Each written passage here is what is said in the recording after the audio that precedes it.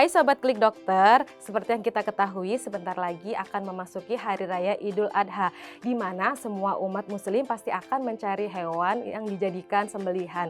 Saya, Dr. Hewan Diba Mahardia, akan menjelaskan cara memilih hewan kurban yang baik dan sehat.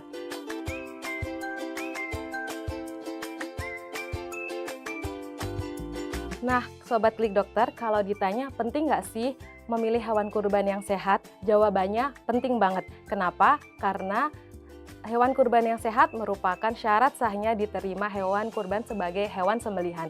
Kemudian, hewan kurban yang sehat ini mempengaruhi kelayakan daging yang nantinya akan dikonsumsi untuk masyarakat, yang kemudian akan mempengaruhi ke kesehatan masyarakat itu sendiri.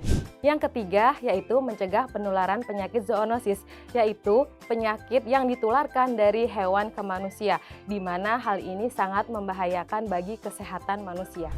Yuk Sobat Klik Dokter, langsung saja kita lihat ciri-cirinya seperti yang ada di gambar. Untuk bagian tubuh yang pertama yaitu kita melihat bagian kepala. Di bagian kepala sendiri ada bagian hidung, bagian mulut, bagian mata, dan bagian telinga. Untuk bagian mulut dan bagian hidung, pastikan tidak ada leleran atau ingus yang keluar. Begitu juga dengan daerah sekitar mata. Daerah sekitar mata ini pastikan harus bersih, tidak ada perlukaan dan tidak ada leleran juga. Kemudian untuk bagian telinga juga begitu. Jadi pastikan telinga bersih dan tidak ada leleran.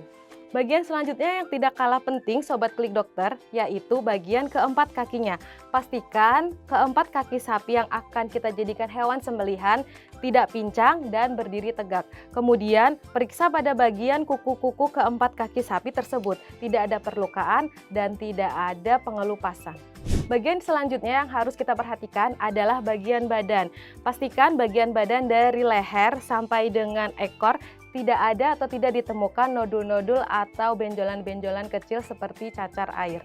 Bagian yang tidak kalah penting harus diamati yaitu bagian testis. Bagian testis ini haruslah menggantung kedua-duanya. Kemudian kita lari ke arah anus. Arah anus ini juga seperti bagian tubuh yang lainnya, harus bersih dan tidak ada leleran atau discharge yang keluar.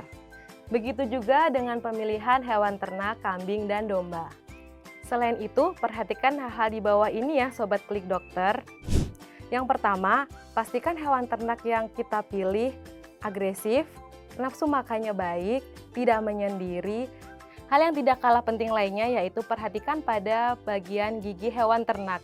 Gigi hewan ternak yang sudah berubah dari gigi susu menjadi gigi tetap merupakan syarat sahnya seekor hewan ternak dijadikan hewan sembelihan. Nah, ini hal yang harus kalian tanyakan ketika kalian ingin membeli hewan kurban kepada penjual.